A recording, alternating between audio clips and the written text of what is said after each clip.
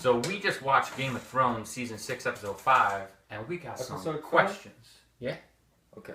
We got some questions, David Benioff and D.B. Weiss. First of which, why don't you want us to know your first name? Is this some J.R.R. Tolkien shit? Maybe J.K. they're Rowling? both named David. That's probably it. I'll give you that one. But if okay, you haven't seen the episode, don't fucking watch it or you're Oh yeah, you're done. spoiler alert now. Yeah. Okay. So we've watched Game of Thrones all the way through. Mm-hmm. And not one time have I found a plot hole. Right. Until what tonight. we think, yeah. Until tonight. Right. Which we want to talk about. Yeah. So, obviously, we're talking about Hodor, a.k.a. Willis. Yeah. Because something very interesting happened with Willis. Yeah, there's a big climactic event. And when he... Because we've already done the spoiler thing. So, when he dies... Yeah. I'm gonna come out and say we called that shit. Yeah. We literally talked about the fact that... Like, probably 2 episodes ago when they first introduced Willis. They said, hold the door. And that's how he became Hodor. But, something interesting happened. Yeah, okay, so Bran, he's warging into the tree, right? So he's in a different dimension. Yeah, a time, space, shit. Something, he's not in real, I wouldn't call that real life. No, but, and it's like although, because of what happens next. We don't know. That's the thing. So, next one. Sorry. I'm sorry. This is an R-rated show. Fuck. Yeah, he walks into the tree. Yeah.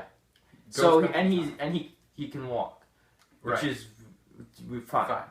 But there's all these White Walker things. What would those be called? The whites. The whites. They're all flowing into the cave. Right. And Bran is still in the other world, not aware. So he can't move. He can't move in the current situation, which is like terrible. one of the more like holy shit power moments that the White Walkers have ever had. Yeah. Where, especially the fact that Bran saw them, and then in like 2 seconds they were at the front door. Yeah. Like he found them real fast. Mm-hmm. But okay. So they were coming in. The girl was, what the hell's her name? Jojen's sister. Right. You have the Mira. phone. Mira. I have the phone. So you can look that up, but I think it's Mira. She's trying to wake him up, right?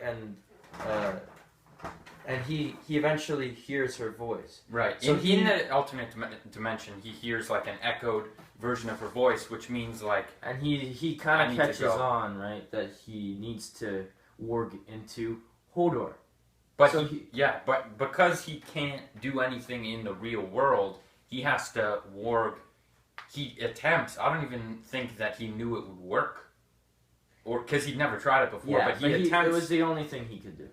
To warg into Willis, which is Hodor back in time. Hodor is sitting right here. Yeah, and he wargs into young Hodor. He's scared. Right. Well, he always is. Yeah. He wargs into Willis, and Willis has like an epileptic warg fit. Okay, wait. Before we say that, he wargs into Willis, and then that wakes Hodor up. And it wakes Hodor up, and he's able to run and which means he wargs through like different dimensions. This is what's getting confusing. Yeah, he wargs through space and time like just like a god, like Matt Damon. Yeah. Like Matthew McConaughey in Interstellar. Yeah. This dude is looking through bookshelves as sand is falling. Yeah. So he does that, which is still okay in my opinion. Which is still I don't know. Okay. I question that slightly because it's like if that can occur, it's fantasy. I know, but fantasy, just because it's fantasy doesn't mean that it doesn't have to connect perfectly together. Like continuity isn't a thing. You know what I'm saying? Yeah. But I'm still okay with that. What I don't get is Bran should be like in the body of Hodor, so to speak. Right. But while Willis, is having seizures, right, Bran is looking at him all sad, like, oh my god. Right. How is he doing that? Which means that Bran in the real world is warging into the alternate dimension, and then Bran in the alternate dimension is warging into Willis, but which wargs into Hodor, but that does, in the alternate dimension, shouldn't he only be able to warg into one thing at once? That's what I'm thinking. Because then he could just warg infinitely like a god. If he, technically, if we're going that route, technically, if he can warg all the fuck over the place, couldn't he warg from the tree to an alternate dimension, fucking warg into another tree, and just be in 700 places at once? Don't start doing that. Bro. But there's only one tree. There's only one tree. There's only one tree. But could he go back to the same tree back in time, warg into that, and just be everywhere at once? That's a whole different conversation. It is okay. Yeah. Back on the tracks of Hodor. So that doesn't make sense in the fact that does he no longer because the warging wasn't, maybe it was like an error in he was after Hodor dies it was supposed to cut to Bran, but it cut to Bran before Hodor was dead. Before Willis was still freaking the fuck out. Yeah, so what should have happened was Bran was still in the body of Hodor. That's what should happen in my eyes. Maybe they explain it in the next episode, but I don't think they will.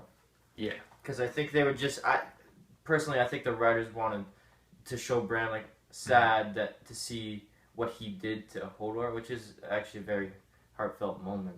It is. Which it got you in the moment, but then when you think about it logically, it doesn't make sense. Yeah. It was almost like they wanted the heartfelt moment, but they crammed it in so...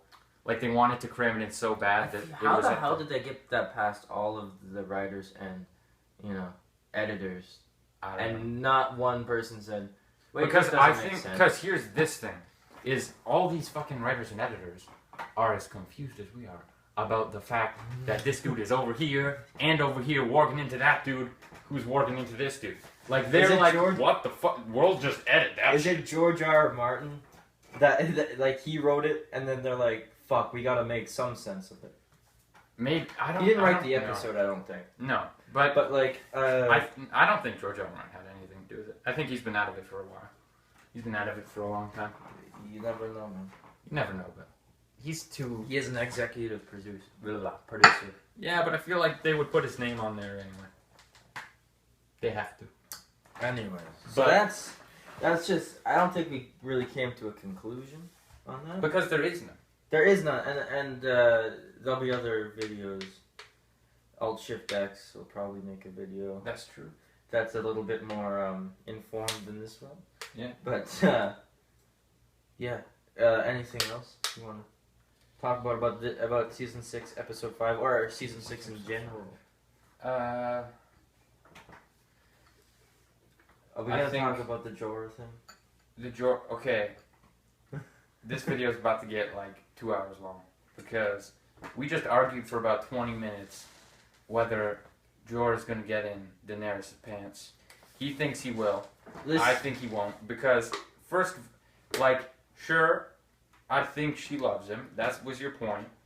Not in that way though. Plus, the grayscale is so you are saying the cure will take it away. No, I'm not saying. In her mind, though. Yes, that's she thinks it would.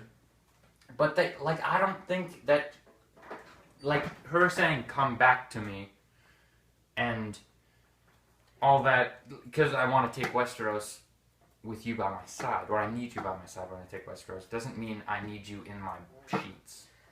I feel like she's finally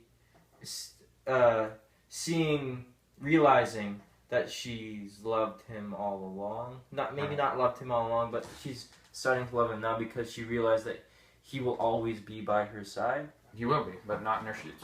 But we're not gonna agree on it. Because you can't convince me because he's not, Jorah the Andal is not gonna put his dick in somebody.